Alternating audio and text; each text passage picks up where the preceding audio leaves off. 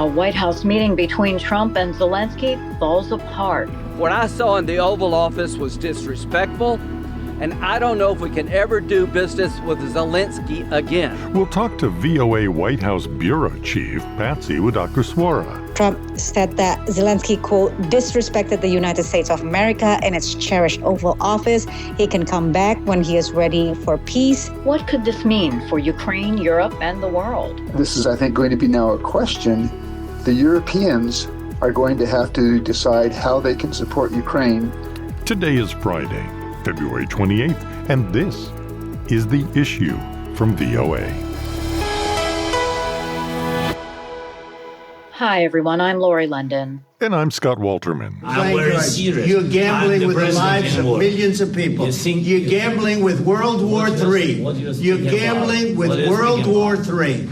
And what you're doing is very disrespectful to the country, this country, that's back to you, far more than a lot of people said they should have. A White House meeting between U.S. President Donald Trump and Ukrainian President Volodymyr Zelensky to secure a deal that would allow the U.S. access to Ukrainian rare mineral rights turned into a heated exchange with the two leaders talking over each other. The first 95% of the meeting was cordial and positive, and then took a sudden turn when U.S. Vice President JD Vance criticized Zelensky, accusing him of engaging in a propaganda tour. Have you said thank you once this entire meeting? Times. No, in this Even entire today, meeting, have you said thank you? Today. You went to Pennsylvania and campaigned for the opposition in October. Offer some words of appreciation for the United States of America and the president who's trying to save your country. Please, you think that if you will speak very loudly about the war, He's not speaking loudly. He's not speaking loudly. Your country is in big trouble. Can I Wait a answer? minute. No, Can you've I done a lot answer? of talking. Your country is in big trouble. I know. You're not winning. I know. You're not winning this. You have a damn good chance of coming out okay because of us. Mr. President, we are staying in our country, staying strong from the very beginning of the war. We've been alone, and we are thankful. I said thanks you haven't in been this alone. cabinet, You and haven't not been only alone. in this cabinet. We gave you, through I this said stupid president, $350 billion. You voted we gave for you your military president. equipment, You and you voted men for are your brave, president. but they had to use our military. What about If you didn't have our military equipment, if you didn't have our military equipment, this war would have been over in 2 weeks. In 3 days, I heard it from Putin. In 3 days. This is something Maybe new. less. In 2 weeks. Of course, yes. It's going to be a very hard thing to do business like this. Again, just say thank you. I said a lot of times to American people. Accept that there are disagreements, and let's go litigate those disagreements rather than trying to fight it out in the American media when you're wrong. We know that you're wrong. But you see, I think it's good for the American people to see what's going on. I understand, sir. I think it's very important. That's why I kept this going so long. You have to be thankful. You don't have the cards. You're buried there. Your people are dying. You're running low on soldiers. Listen, you're running low on soldiers. It would be a damn good thing. And then you tell us, I don't want a ceasefire. I don't want a ceasefire. I want to go, and I wanted this. Look, if you could get a ceasefire right now, I tell you, you take it so the bullets stop flying and your men stop getting killed. Of course, we want to stop the war. But you're saying you don't want a ceasefire. But I said to you, I want a ceasefire. with guarantees. Because you'll get a ceasefire faster than an agreement. Ask our people about ceasefire, what they think. That wasn't with me. For you what that wasn't with me. That was with a guy named Biden, who was not a smart person. That was with Obama. It was your president. Excuse me. That was with Obama, who gave you sheets, and I gave you javelins. Yes. I gave you the javelins to take out all those tanks. Obama gave you sheets. Let's turn now to our White House Bureau Chief, Patsy Widakuswara, for more information. Patsy, I've never seen anything like what we saw today in the Oval Office. What happened?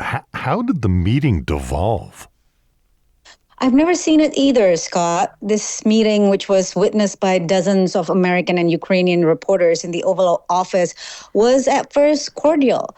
Mostly President Trump spoke and President Zelensky mostly listened. Sometimes his body language seemed visibly uncomfortable, but it was, by all accounts, a completely normal meeting. But around 40 minutes in, when Zelensky raised Russia's 2014 invasion of Crimea, that's when the meeting took a combative tone, beginning with Vice President JD Vance saying that it was, quote, disrespectful for Zelensky to come to the Oval Office to, quote, try to litigate this in front of the American media. And then Vance just continued to criticize Zelensky. He accused him of engaging in a propaganda tour. And both Vance and Trump also accused Zelensky for not being thankful for the assistance that the country has received from Washington. And of course, all the other harsh words that you played for our listeners earlier. So do you have any idea what happened between the time the Oval Office meeting broke up and when Zelensky actually left the White House earlier than expected? So we don't know for sure. Reporters were ushered out of the Oval Office at 12:23 p.m. and President Zelensky left at 1:41 p.m. So there's about an hour, 20 minutes where he was presumably inside. We don't know what he's doing. But at 1:16 p.m., we learned from President Trump's social media post that the proposed deal is off. President Trump wrote, quote, I have determined that President Zelensky is not ready for peace if America is involved because he feels our involvement gives him a big advantage in negotiations. Trump said that Zelensky, quote, disrespected the United States of America and its cherished Oval Office. He can come back when he is ready for peace. And President Trump also mentioned the fiery nature of the exchange, saying, quote, much was learned that could never be understood without conversation under such fire and pressure. It's amazing what comes out through emotion. I would note also, as you mentioned, Lori, that a scheduled joint press conference was canceled. And after he left, Zelensky took to social media to thank the American public and the president. He said, quote, Ukraine needs just and lasting peace, and we are working exactly for that. What was this deal supposed to do? So it would allow the U.S. access to Ukraine's rare earth minerals in exchange for support in Ukraine's war against Russia's invasion. So it calls for this kind of co-ownership and management of a post-war reconstruction fund for Ukraine, where Ukraine would allocate 50% of future revenues from its natural resources. This is based on the reporting that we have seen so far.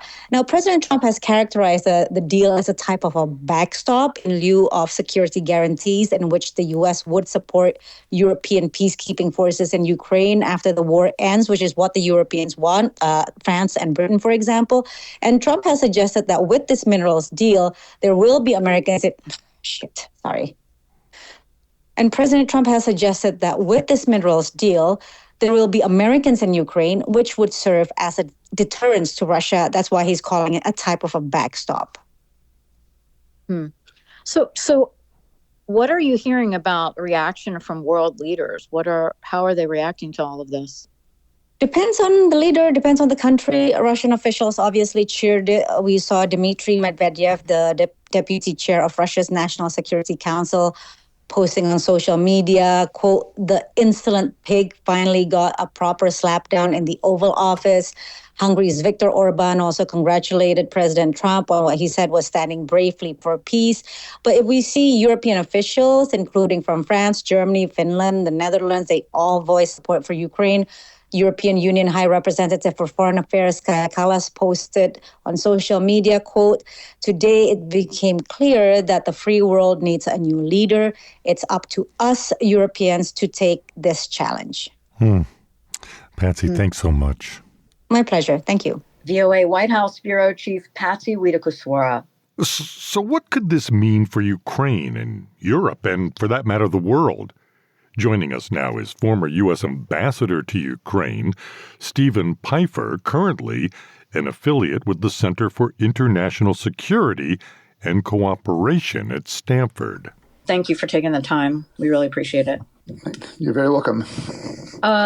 This was very unprecedented. What happened on Friday with this meeting, beyond the immediate consequences, what do you think the implications are here? Well, yes, I think what we saw in the Oval Office on Friday was unprecedented. This is a bad day for Ukraine. It's also a bad day for U.S. national security interests. It's a very good day for Vladimir Putin and the Kremlin. And I watched that tape of the Oval Office meeting, and it seems to me that the Vice President JD Vance, who a year ago said he doesn't care at all about Ukraine, he intentionally blew up that meeting. He provoked that fight, which got everything off to such a bad start. And it's difficult to see now how you pick up the pieces following that meeting. I watched the whole thing, and the first 95% of it is great. They're jovial. President Trump is very upbeat. Zelensky doesn't get a lot of chances to speak, but everything he says is, we're grateful and thank you. And they tussle with the press a little bit, and Trump is having a good time. And then you're right. It appears J.D. Vance sort of throws a hand grenade out, and it goes downhill really fast. I don't understand what happened. Well, remember 2 weeks ago that Mr. Vance was at the Munich Security Conference, and in his speech did not address, of course, the biggest security issue that Europe now faces with the Russia-Ukraine war, but instead shocked and infuriated Europeans by criticizing European immigration policy and European democracy. I don't know the vice president's role. Is he a professional bomb thrower or what? But I had that same impression, was that the meeting got off to a good start. Certainly things had been positioned well. President Zelensky was prepared to move forward with this resource agreement.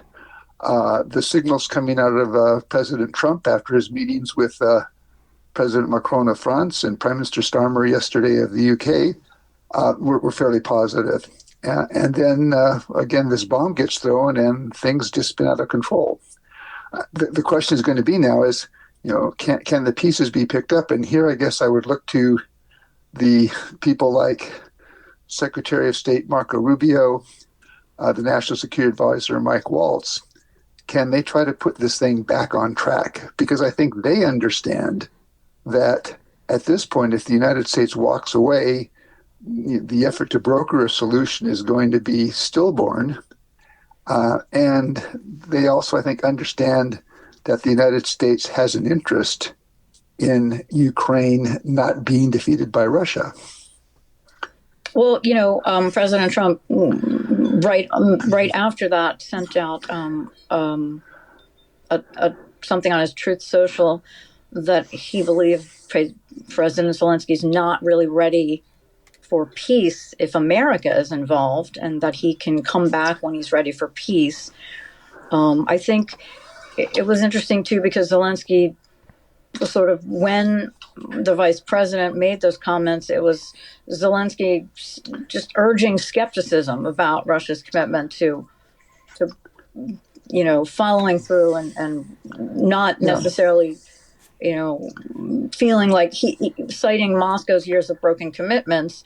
And they really did not like that. They felt like, well, he's always been truthful with us. Yeah, that's where. What are we seeing? Yeah. I cannot imagine anybody who actually wants peace more than Zelensky at this point. I mean, his cities are getting bombed and rocketed by the Russians every night. His people are getting killed every day by Russian military attacks. But he wants a peace that is just and durable. And he has a very valid point about the negotiations that Ukrainians have had with Russians. I mean, it's hard to count all of the agreements that the Russian seizure of Crimea in 2014 and this Russian invasion have broken. Going back to, the Budapest Memorandum, the 1997 Treaty on Friendship, Peace, and Cooperation between Russia and Ukraine. So he's had an experience. Now, I also found it kind of curious where President Trump said that Putin doesn't break deals with me. Well, I'm scratching my head because looking at the last month and looking at the first term of the Trump administration, I don't think Trump had any deals with Putin. But seems to be this, I believe, unfortunately, somewhat naive faith that the president and the vice president have in Vladimir Putin, that Volodymyr Zelensky, because of his experience, does not share. Well, I think in deference to the administration, I think their point was, and Trump said it out loud, we don't know if there's a deal there or not, but let's try to make a deal. Don't you think in that regard, President Zelensky sort of misplayed the moment? Look, I look at the last 2.5 weeks, and it seems to me that what we've seen coming from President Trump has been concession after concession to Moscow. So 2.5 weeks ago, the president said, Ukraine cannot expect to get all of its territory back. Ukraine can't expect to join NATO. And whether or not that's realistic or unrealistic, why is the American president who wants to broker a solution leaning towards Moscow before the Russians and the Ukrainians have even sat down to negotiate? And so I think when Zelensky came, Zelensky has shown flexibility. He said at the end of last year he was prepared to commit not to use military force to recover occupied territories, but he wanted a NATO security guarantee in return. The Russians, on the other hand, whom President Trump seems so eager to engage, they haven't moved one step. So yesterday, on Thursday, Foreign Minister Lavrov says that in order to settle the war, not only does Zelensky have to accept the loss of all of the land that Russia now occupies, but it has to accept the loss of parts of 3 provinces, Zaporizhia, Kherson, Donetsk, that the Russian army doesn't even occupy. So to the extent that the president wants to broker, I think in Zelensky he has a partner who is prepared to make some concessions, which will be very painful and very controversial at home. But you have Russia, which has been very recalcitrant and has shown absolutely no give in the last 3 years. Putin says he's prepared to negotiate, but each time he says what it is that he's going to negotiate on, it's Russian terms. And those are not to the capitulation of Ukraine. After Zelensky left the White House abruptly, he had emergency calls with a number of European leaders, including President Macron and NATO Secretary General Mark Rutte. What does this astonishing turn of events mean as far as international affairs in Europe and around the globe? Well, I think right now European leaders like Macron and Starmer and the incoming German chancellor, they recognize the Russian threat that goes just beyond Ukraine. I think they understand that Putin's ambitions likely do not end with just Ukraine. Unfortunately, I don't believe that President Trump or Vice President Vance understand that. And so this is, I think, going to be now a question. The Europeans are going to have to decide how they can support Ukraine. And one thing that has been pretty clear over the last 5 or 6 months is that Europe is prepared to support Ukraine, even if the United States basically ends its existence. The question that is there, though, is does Europe at this point have the defense industrial capacity to provide what the Ukrainians need? And again, nobody here, I think, wants to extend the war for purposes of extending the war, certainly not Zelensky. But Zelensky is not prepared, understandably, to accept a bad deal. And again, looking at some territorial loss, but he also wants a deal that he doesn't want to sign the deal today and then have 3 years down the road, after Russia has regenerated its military, the Russians attack again. Thank you so much for taking the time to speak with us. We really appreciate it. Okay, happy to help. Former U.S. Ambassador to Ukraine, Steven Pifer, currently an affiliate with the Center for International Security and Cooperation at Stanford. You've been listening to The Issue from the Voice of America. On behalf of everyone at VOA, thank you so much for spending this time with us. For news 24 hours a day, 7 days a week, check out our website at voanews.com. In Washington, I'm Scott Walterman. And I'm Lori London. We'll talk to you soon.